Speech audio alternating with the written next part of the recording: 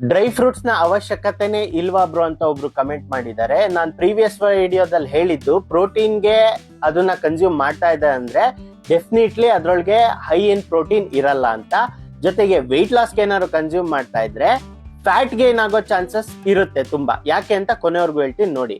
So ಪ್ರತಿಯೊಂದು food ಅಲ್ಲೂ nutrients ಇರುತ್ತೆ ಅಲ್ವಾ, ಆ ನ್ಯೂಟ್ರಿಯೆಂಟ್ ನಿಮ್ಗೆ ಅವಶ್ಯಕತೆ ಇದೆಯಾ, ಮೇ ಬಿ ಡಿಫಿಷಿಯನ್ಸಿ ಆಗಿದ್ದೀರಾ, ಏನಾದ್ರು ಸೈಡ್ ಎಫೆಕ್ಟ್ಸ್ ಫೇಸ್ ಮಾಡ್ತಾ ಇದ್ದೀರಾ, ಯಾವ್ದೋ ಮೆಗ್ನೀಷಿಯಮ್ ಶಾರ್ಟೇಜ್ ಆಗಿರುತ್ತೆ, ಐದರ್ ಬ್ಲಡ್ ಟೆಸ್ಟ್ ಮಾಡುವಾಗ ಬರುತ್ತೆ ಅಥವಾ ಇನ್ನೊಂದು, ಅಂತ ಟೈಮಲ್ಲಿ ಅದ್ರೊಳಗೆ ಎಷ್ಟು ಕ್ವಾಂಟಿಟಿ ಅಂತ ಇದೆ ಅಂತ ನೋಡ್ಬಿಟ್ಟು ಕನ್ಸ್ಯೂಮ್ ಮಾಡ್ಬೇಕಾಗುತ್ತೆ. ಬ್ಲೈಂಡ್ ಆಗಿ ಇದು ಆರೋಗ್ಯಕ್ಕೆ ಒಳ್ಳೇದು ಅಂತ ಕನ್ಸ್ಯೂಮ್ ಮಾಡಬೇಡಿ.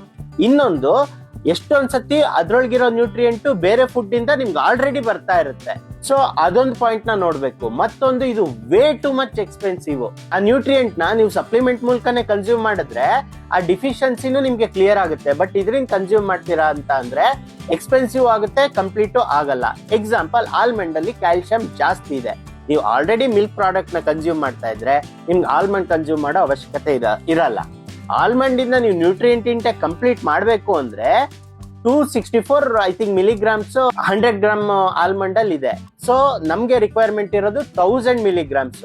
ಅಷ್ಟನ್ನ ನೀವು ಬರೀ ಬಾದಾಮಿಲೆ ಕನ್ಸ್ಯೂಮ್ ಮಾಡ್ತೀರಾ ಅಂತ ಅಂದ್ರೆ ನೀವು ಪ್ರತಿದಿನ 400 ಗ್ರಾಮ್ ತಿನ್ಬೇಕಾಗುತ್ತೆ. ಆ 400 ಗ್ರಾಮ್ ಅಲ್ಲಿ 2300 600 ಕ್ಯಾಲರೀಸ್ ಇರುತ್ತೆ. ಸೊ ಇದ್ರ ಜೊತೆ ನೀವು ಫುಡ್ ತಿಂತೀರಾ, ಈಸಿಲಿ ಜಂಕ್ ಫುಡ್ ಗಿಂತ ಅಗ್ರೆಸಿವ್ ಆಗಿ ಫ್ಯಾಟ್ ಗೇನ್ ಆಗ್ತೀರಾ. ಸೊ ಈ ಪರ್ಪಸ್ಗೆ ನೀವು ಕನ್ಸ್ಯೂಮ್ ಮಾಡ್ತಿದ್ರೆ ಖಂಡಿತ ವೇಸ್ಟ್ ಇದು. ಫ್ಯಾಟ್ ಲಾಸ್ ಮಾಡೋ ಟೈಮಲ್ಲಂತೂ ಇದನ್ನ ಕನ್ಸ್ಯೂಮ್ ಮಾಡ್ಲೇಬಾರ್ದು. 100 ಗ್ರಾಮ್ಸ್ ಅಲ್ಲಿ ಅರೌಂಡ್ 500 to 600 ಕ್ಯಾಲರೀಸ್ ಇರುತ್ತೆ ಈ ಡ್ರೈ ಫ್ರೂಟ್ಸ್, ಡ್ರೈ ನಟ್ಸ್ ಅಲ್ಲೆಲ್ಲ. ಇದು ಒಂದು ಊಟದ ಲೆಕ್ಕ.